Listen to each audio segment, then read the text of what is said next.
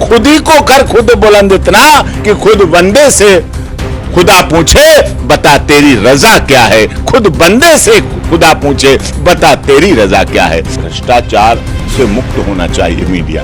अब भ्रष्टाचार, उगाही, एक्सटोरेशन, ब्लैकमेलिंग और वसूली और पैसे लेके खबर चलाना, पैसे लेके खबर रोकना, ये पैसे दे दो तो तुम्हारी ये खबर रोक दी जाएगी, इतने पैसे दे दो तुम्हारी खबर चल जाएगी, ये पत्रकारिता नहीं। और सच को बजाय झूठ दिखा रहे हैं, उन्हें दंड मिलना चाहिए, जेल जाना चाहिए। ग्राउंड खचाखच भरा हुआ है और उसमें पैर रखने की भी जगह नहीं। इधर उधर लोग चढ़कर घरों की छतों से पहुंच गए हैं, देख रहे हैं लगातार रैली। एक खबर ये होगी बहुत अच्छी, ये लग रहा है कोई जिस एबीसी जिस पार्टी की भी हो रही है और उससे लग रहा है बहुत भरा हुआ है और बहुत बड़ी रैली है और बड़ा मैसेज है, बड़ा बदलाव आएगा प्रदेश की राजनीति में। आज यहां से परिवर्तन शुरू हो जाएगा, ऐसा बदलाव आएगा, चुनाव में देखने को मिलेगा, पूरे देश में संदेश जाएगा। ये हो गई खबर।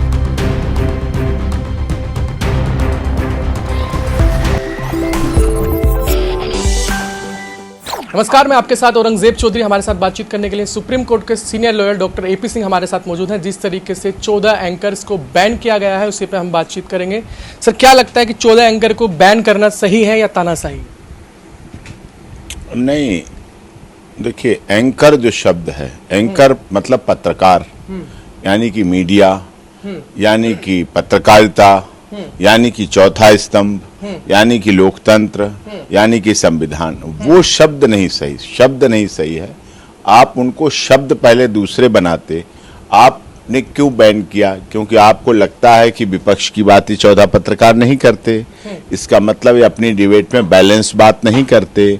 इसका मतलब दोनों पैनलिस्ट हों, 4 पैनलिस्ट हों, या इंडिया गठबंधन के पैनलिस्ट हों, या भाजपा गठबंधन के पैनलिस्ट हों, एनडीए के हों, या न्यूट्रल हों, या सामाजिक व्यक्ति हों, या और विधि विशेषज्ञ हों, उनको बैलेंस नहीं करते, एक पक्षी दिखाते हैं। शायद यही दर्द, ये दर्द था इसके पीछे, ये पीड़ा थी इसके पीछे, या उनके प्रवक्ताओं ने कहा होगा अपने इंडिया गठबंधन के जो मीडिया को देख रहे हैं, मीडिया इंचार्ज से बोला होगा, उनके सामने दुखड़ा रोया होगा कि मेरी इन एंकरों के सामने चलती नहीं है, ये चलाने नहीं देते, ये बोलने नहीं देते, आवाज साफ साफ सत्ता की दलाली करते हैं वो लोग।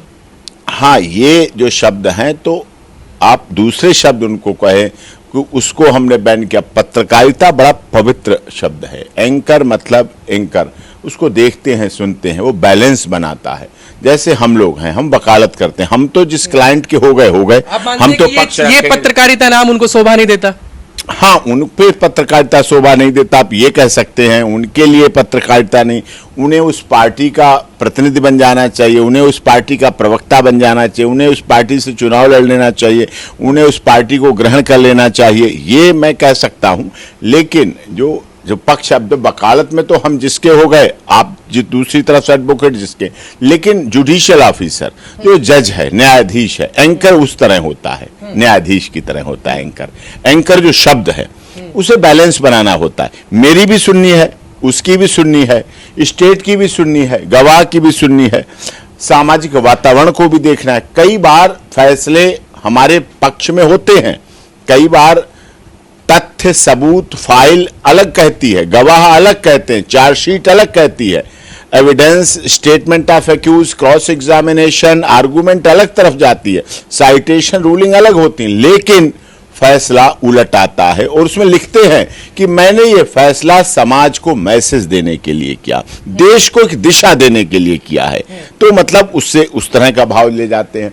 तो एंकर बहुत पवित्र शब्द है, लेकिन एंकर के साथ उनकी पीड़ा, इस बैन के पीछे उनकी कोई व्यक्तिगत दुश्मनी नहीं है, कोई निजी दुश्मनी नहीं है। निजी दुश्मनी एक से हो सकती, भाई मेरी व्यक्तिगत नाराजगी औरंगजेब से हो गई, वो बात अलग, 14 से तो नहीं होगी, सबसे तो नहीं होगी, सारे न्यूज चैनल वाले। आपको लगता है कि जो आज की मीडिया है वो सत्ता के सहारों पे काम कर रही है? नहीं, देखिए, सत्ता एक बड़ी चीज होती है। आप देखिए, सत्ता की जो कुर्सी होती है, सत्ता की कुर्सी के नीचे क्या क्या पड़ा होता है, बहुत बहुत चीजें होती हैं सत्ता की कुर्सी के नीचे। तो सत्ता होती है, लेकिन फिर भी मीडिया को, सत्ता को, विपक्ष को आम जनता को हर चीज में बैलेंस बनाना पड़ेगा। दर्शक भी अच्छे होने चाहिए, विपक्ष भी अच्छा होना चाहिए, मुद्दे की बात करे, मुद्दे का विषय रखे, विषय का विरोध करे, हर बात का विरोध नहीं। सत्ता को भी अपनी बात थोपनी नहीं चाहिए, विचार लेने चाहिए, ओपिनियन लेनी चाहिए, अपनी नीतियां लागू करे, लेकिन जनता की आम भावनाओं का भी ध्यान रखे। और एंकर जो हमारा चौथा स्तंभ है लोकतंत्र में, कार्यपालिका, विधायिका, न्यायपालिका, ये 4 स्तंभ हैं, ये 4 ऊपर हैं, चौथा है, 3 ऊपर है, चौथा क्या है? मीडिया। नीचे वाला जो स्तंभ है वो इन तीनों की धुरी है। आपने देखा जब मीडिया ट्रायल केस होता है, जब मीडिया ट्रायल केस होता है, मैंने बहुत से किए मीडिया ट्रायल केस, चाहे संत रामपाल दास जी महाराज का हो, चाहे किसान आंदोलन हो, चाहे निर्भया केस रहा हो, चाहे ब्रजभूषण केस रहा हो, चाहे बिहार के आनंद मोहन सिंह बाहुबली सांसद रहा हो, स्वामी चिन्मयानंद सरस्वती, राम मूर्ति वर्मा हत्याकांड हुआ था, बहुत वो हुआ, कंप्यूटर बाबा का हुआ, ये सारे बहुत से मीडिया ट्रायल केस में डिफेंस को थोड़ी परेशानी क्यों होती है? क्योंकि वो एक पक्षी दिखाने लगते हैं। मीडिया अपना कर्तव्य भूल जाती है, मीडिया अपना एक मोटिव बना लेती है कि हमें इसे तरफ दिखाना है, हमें इसी की तरफ दिखाना है, हमें ऐसा ही दिखाना है। ये गलत है। लेकिन वो कह रहे हैं ईमानदार पत्रकारों से डर गए हैं, सवालों का जवाब नहीं दे पा रहे हैं, इसलिए भाग रहे हैं। नहीं, ये डरने भागने की बात थोड़ी है, डरने भागने की बात नहीं है, लेकिन उन्हें भी अपने पे एनालिसिस करना चाहिए, उन्हें भी अपने पे। देखिए, किसान आंदोलन हुआ, बड़ा आंदोलन था, हमने सुप्रीम कोर्ट में लड़ा, पहली बार देश के किसान सुप्रीम कोर्ट में पहुंचे, हमने तीनों किसान बिल पर स्टे लिया, स्टे मिला हमें, सुप्रीम कोर्ट ने दिया, किसान देश की आत्मा थे, आंदोलन भी चला। तो देखिए, सत्ता पक्ष स्टे हो गया, उसके बाद चुप बैठ गए, लेकिन बाद में मोदी जी ने उसको रिपील कर लिया, उन बिलों को। ये अच्छा कार्य था, सराहनीय कार्य था, मतलब इसमें घमंड नहीं, ईगो नहीं, इसमें नहीं होना चाहिए। इसी तरह इन पत्रकारों को भी अगर इन्हें कुछ कहा है, इन्हें कुछ लोगों को लगा है, तो उस पर गौर करना चाहिए, ध्यान करना चाहिए, अपने एनालिसिस करना चाहिए। जब आप दूसरे पर उंगली उठाते हैं तो 3 उंगलियां अपनी तरफ उठती हैं। इनको भी एनालिसिस करना चाहिए, इंडिया गठबंधन को भी एनालिसिस करना चाहिए कि आपने पत्रकारों पर, पत्रकारिता पर, चौथे स्तंभ पर तो उंगली उठा दी, चलिए कोई बात नहीं, लेकिन कहीं आप तो में तो कोई कमी नहीं है, आप में तो कोई वैसा नहीं हो रहा है, तो ये आपको भी देखना, आपको भी समझना होता है, और इन्हें करना चाहिए था।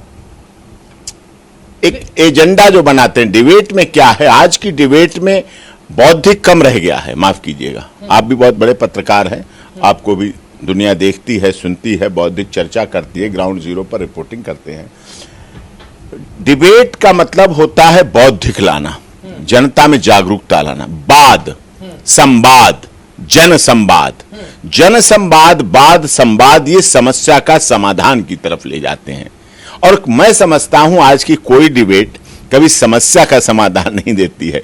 चिल्ला पुंगी हुई, धमका धमकाई हुई, हाई टॉक हुई, हॉट टॉक हो गई, और बड़ी मेजें ठोकी गई, तड़ापड़ मेज ठोक ठोक के खड़े हो गए उन डिबेट में, अपने ऊपर ही, अपनी ऑफिस, अपना स्टूडियो, और वहीं मेज ठोक और दबा, ये कर वो कर वो कर वो कर, हॉट टॉक हुई। जनता को समाधान क्या मिला? लेकिन सर, आरोप भी लगाए जाते हैं मीडिया पे, देश का माहौल खराब करने में जो है मीडिया का बड़ा रोल रहा है, जिस तरीके से देश में माहौल खराब होते हैं। इससे पहले सुधीर चौधरी पे भी बड़े आरोप लगे हैं, तिहाड़ जेल में भी जा चुके हैं, और फिर एक बार आरोप लग रहा है कर्नाटक में, जिस तरीके से खबरें उन्होंने चलाई, FIR दर्ज भी हो गई है। अच्छा, नहीं देखिए, भ्रष्टाचार से मुक्त होना चाहिए मीडिया।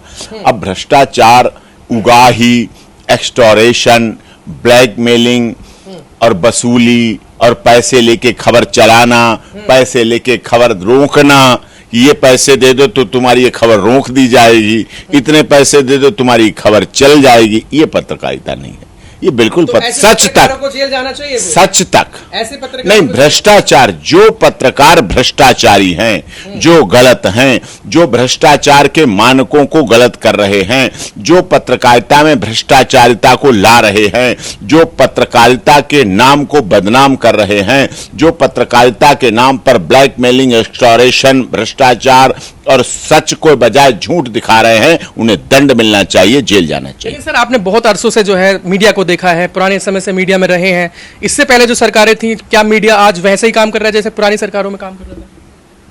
अरे देखिए, सत्ता का कुछ तो प्रभाव होता है, जो भी मीडिया हो।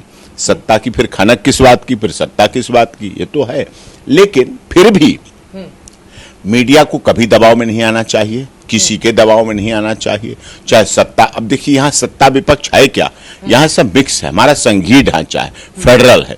आप दिल्ली में बैठे हैं, यहाँ अरविंद केजरीवाल की सरकार है। अगर आप भारतीय जनता पार्टी के व्यक्ति हैं तो आपके लिए विपक्ष है, और अगर आप अरविंद केजरीवाल की आम आदमी पार्टी के सदस्य हैं, उसमें विचारधारा से सहमत हैं, तो आपके लिए 7 सांसद भारतीय जनता पार्टी के हैं, तो वो विपक्ष में है। अब आप इधर चलिए हरियाणा में भारतीय जनता पार्टी है, तो हिमाचल उससे लगा हुआ है, कांग्रेस है, तो उससे लगे हुए हिमाचल और हरियाणा से लगा हुआ पंजाब आम आदमी पार्टी का है। 3 पार्टियों का यहाँ पे बॉर्डर है, तो उसमें ऐसा नहीं कोई कहां पक्ष है कहां विपक्ष है। अब हरियाणा में अगर आम आदमी पार्टी विपक्ष में है, तो पंजाब में भारतीय जनता पार्टी विपक्ष में है, तो पक्ष विपक्ष तो चलता रहता है। लेकिन सर सवाल वही है ना, जिस तरीके का आज दौर है, पत्रकारों को पत्रकारिता छोड़नी पड़ती है, चाहे वो रवीश कुमार हो, बड़े बड़े पत्रकारों ने छोड़ दिया है, चैनल छोड़ के अपने पे काम करना पड़ता है। तो पत्रकारिता तो वो कर ही रहे हैं।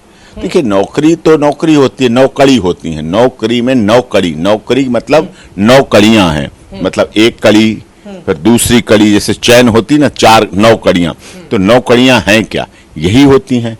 आप उसके जैसे न्यूज चैनल की बात करें तो उसके मालिक के हिसाब से चलें, फिर उसके स्टूडियो के और सिस्टम से चलें, खबर कौन बना रहा है, उस खबर का प्रोड्यूसर कौन है, फिर डायरेक्टर कौन है, फिर आप क्या भाव रखते हैं, आपका तरीका बोलने का क्या है, फिर पैनलिस्ट क्या है, फिर पैनल में कौन कौन लोग हैं, फिर दर्शक के कमेंट भी आजकल लोग देखते हैं कि दर्शक हैं, फिर वो चैनल कहाँ ज्यादा देखा जाता है, वो चैनल उत्तर प्रदेश में देखा जाता है, बिहार में देखा जाता है, फिर बिहार में किसकी सरकार है, उत्तर प्रदेश में किसकी सरकार है, दर्शक कहाँ के उसके हैं, ये भाव भी आता है। ये फिर उसका टाइटल क्या रखा गया है। लेकिन जैसे 100 खबरें दिखाते हैं, 200 खबरें दिखाते हैं, 50 खबरें दिखाते हैं, ये जो भी खबरें हैं उनमें सत्यता आनी चाहिए। होता क्या औरंगजेब जी, आप वरिष्ठ पत्रकार हैं, एक रैली हो रही है जिसमें एक कॉमन बात है कि उसमें 5000 लोग हैं, एक कॉमन। क्यों मैं कह रहा हूं, क्योंकि वो ग्राउंड ही 6000 की जनसंख्या का है, उसमें 6000 की आत पाएंगे, और उसमें वो खचाखच भरा का मतलब 5000 हैं लोग, क्योंकि थोड़े इधर जा रहे उधर जा रहे। अब एक पत्रकार ने, एक चैनल ने शुरू की उसकी कवरेज, ग्राउंड खचाखच भरा हुआ है और उसमें पैर रखने की भी जगह नहीं, इधर उधर लोग चढ़कर घरों की छतों से पहुंच गए हैं, देख रहे हैं लगातार रैली। एक खबर ये होगी बहुत अच्छी, ये लग रहा है कोई जिस पार्टी की भी हो रही है, और उससे लग रहा है बहुत भरा हुआ है और बहुत बड़ी रैली है और बड़ा मैसेज है, बड़ा बदलाव आएगा प्रदेश की राजनीति में, आज यहां से परिवर्तन शुरू हो जाएगा, ऐसा बदलाव आएगा, चुनाव में देखने को मिलेगा, पूरे देश में संदेश जाएगा। ये हो गई खबर। अब आया तो, अब चैनल वाले तो सब जगह रहते हैं, एक चैनल शुरुआत की रिकॉर्डिंग कर ली उसने जब कुर्सियां खाली थी, पीक टाइम रैली का 1 बजे हुआ, उनने क्या किया, 11 बजे रिकॉर्डिंग कर ली। 11 बजे वाली रिकॉर्डिंग 1 बजे दिखा रहे हैं बुलेटिन में, जब दूसरा दिखा रहा है भरा भरा, और दूसरा चैनल क्या दिखा रहा है, कोई खास भीड़ नहीं जुटी, कुर्सियां जितनी लगाई गई थी वो भी खाली रही, और इसे फ्लॉप कह सकते हैं। इस रैली के उस पार्टी का हतोत्साहित हो गई, कार्यकर्ताओं में निराशा है और उससे कोई मैसेज नहीं जा रहा है, और दोपहर हो गया है और कुर्सियां खाली हैं। दिखाने का तरीका इसे कहते हैं आधा गिलास खाली आधा गिलास भरा, पानी उतना ही है, अंदाजे बयां। आपका तरीका क्या है बयां। आप हमारे यहां आए हैं भाई, डॉक्टर एपी सिंह जी के यहां जा रहे हैं, ठीक है, क्या उन्होंने आधा गिलास भर के दूध पिलाया, औरंगजेब खुश है तो एपी सिंह से प्रसन्न है, तो कहते हैं औरंगजेब ने जाके बताया अपने सहयोगी पत्रकार गौरव को कि डॉक्टर एपी सिंह ने आधा गिलास भर के दूध पिलाया। अब औरंगजेब से हमारी नहीं पटती है, अरे साहब वहां गए भी, क्या बताएं, 1.5 घंटा वेट भी किया, तब फिर वो कोर्ट से ऑफिस आए और आके उन्होंने सिर्फ और सिर्फ आधा गिलास खाली दूध पिला दिया। लो जी, बात दूध है, गिलास है, ऑफिस है, डॉक्टर एपी सिंह है, औरंगजेब भी वही है, लेकिन अंदाजे बयां बदल गया। उसमें निराशता है, उसमें निगेटिविटी है, पहले वाली में पॉजिटिविटी है। तो अंदाजे बयां है, इन लोगों को अपने अंदाजे बयां को बैलेंस बनाना पड़ता है। अब पत्रकार हो गए, आप क्या कहोगे? हाँ, गए थे, वहां मिले, अच्छी तरह ठीक मुलाकात हुई, आधा गिलास दूध पिलाया उन्होंने, आधा गिलास दूध पिलाया, वेरी गुड। इसमें किसी की कोई निगेटिविटी नहीं। पत्रकार को ये होना चाहिए, ऐसा होना चाहिए, बैलेंस होना चाहिए एकदम। आखिरी सवाल, क्या मीडिया को इस तरह से बैन करना सही है या गलत? नहीं, ये मीडिया शब्द को बैन करना बिल्कुल गलत है। मीडिया शब्द ही पवित्र है, मीडिया शब्द ही पाक है, मीडिया शब्द ही लोकतंत्र की रक्षा करता है। पत्रकारों को बैन किया गया सही है या गलत है? देखिए, 14 पत्रकारों को बैन किया जाना गलत है, लेकिन अगर वो 14 पत्रकार अपनी रास्ता से भटक रहे हैं, गुमराह हो रहे हैं, ट्रैक पे नहीं है, पत्रकारिता के मानक पर खरे नहीं उतर रहे हैं, पत्रकारिता नहीं कर रहे हैं, किसी पार्टी के लिए काम कर रहे हैं, तो वो बैन करना गलत सही है। फिर सही है, फिर तो अपनी भावनाएं हैं, फिर तो जो भावनाएं आहत हुई उनका एक प्रदर्शन है, फिर उनका प्रदर्शन है। अब ये तो जनता को डिसाइड करना है, उनके चैनल को डिसाइड करना है, उनके इंडिया गठबंधन के मीडिया प्रबंधन को देखना है, क्यों किया, कैसे किया, कब किया, कहां किया, क्या बोला, कैसे बोला, क्यों बोला, किस लिए बोला। लेकिन मैं समझता हूं बैन करने का महत्व तो नहीं रह जाता है। आप अपने प्रवक्ता इतने मजबूत रखिए। हमारे खिलाफ आप तो देखते हैं कोर्ट में लोग, क्लाइंट आते हैं, सर, अब क्लाइंट बताते हैं अपोजिट वाले कि नहीं, डॉक्टर एपी सिंह के अपोजिट लड़ना है आपको। डॉक्टर एपी को तो कई वकील नहीं आते बेचारे, कहते नहीं ठीक है मैं उनके खिलाफ नहीं लड़ूंगा ऐसे, तो लेकिन कोई बात नहीं। लेकिन अपोजिशन में आपका प्रवक्ता, जो आपका पार्टी है, जो आपका प्रवक्ता इतना मजबूत होना चाहिए, इतना सहनशील होना चाहिए, इतना योग्य होना चाहिए, इतना धैर्यवान होना चाहिए, इतना बाकपटु होना चाहिए, इतना चतुर होना चाहिए, इतना आईक्यू लेवल का अच्छा होना चाहिए, इतना बौद्धिक ज्ञान होना चाहिए, इतना राजनीति शास्त्र का पारंगत होना चाहिए, इतनी घटनाओं का यादगार रखना चाहिए, इतना इतिहास का जानकार होना चाहिए कि समसामयिक घटनाओं, समसामयिक चर्चाओं, समसामयिक डिबेट, समसामयिक संवाद, समसामयिक विषयों पर अपनी बेबाक मजबूती से राय रखकर अपने प्रतिद्वंदी के मुंह को बंद कर सके। एंकर की जरूरत ही ना पड़े। खुद ही को कर खुद बुलंद इतना, खुद ही को कर खुद बुलंद इतना कि खुद बंदे से खुदा पूछे बता तेरी रजा क्या है। खुद बंदे से खुदा पूछे बता तेरी रजा क्या है। डिबेट में ऐसा होना चाहिए, प्रवक्ता मजबूत होना चाहिए, धैर्यशील, गंभीर, सहनशीलता होनी चाहिए, मर्यादित भाषा, संसदीय भाषा, असंसदीय भाषा नहीं, गिरी हुई भाषा नहीं, अपमान करने वाली भाषा नहीं। शब्दों के तो बाण हैं, शब्दों से आप किसी को कैसे भी कह सकते हैं, अच्छी तरह कर सकते हैं, अच्छी तरह विरोध कर सकते हैं। आपने वाक्पटुता होनी चाहिए, उसको निरुत्तर कर सकते हैं। निरुत्तर करने की क्षमता आपके प्रवक्ता में होनी चाहिए। वो धैर्यशीलता होगी, सहनशीलता होगी, परिपक्वता होगी, आपकी पार्टी का वो आधार होगा। बोलने वाला वक्ता, प्रवक्ता, अधिवक्ता, अधिवक्ता का मतलब होता है हम उसकी बात को रखने वाले हैं, ऐसे प्रवक्ता उसकी बात को रखने वाला होता है। पार्टी के प्रति समर्पित हो, ये ना हो उससे कल हमें बीजेपी में जाना है, कल हमें इंडिया गठबंधन में जाना है, तो वो तैरता रहेगा, उतरता रहेगा, संभलता रहेगा। निडर हो, निर्भीक हो, निष्पक्ष हो। पत्रकार भी निडर, निष्पक्ष और निर्भीक होना चाहिए और प्रवक्ता भी निडर होना चाहिए। वो निर्भीक होना चाहिए, निष्पक्ष तो नहीं हो पाता। प्रवक्ता निष्पक्ष क्यों नहीं हो पाता? वो तो अपना पक्ष रखता है, वो तो एक पक्षी बात करता है, लेकिन निडर हो और निर्भीक होना चाहिए। बहुत बहुत शुक्रिया हमसे।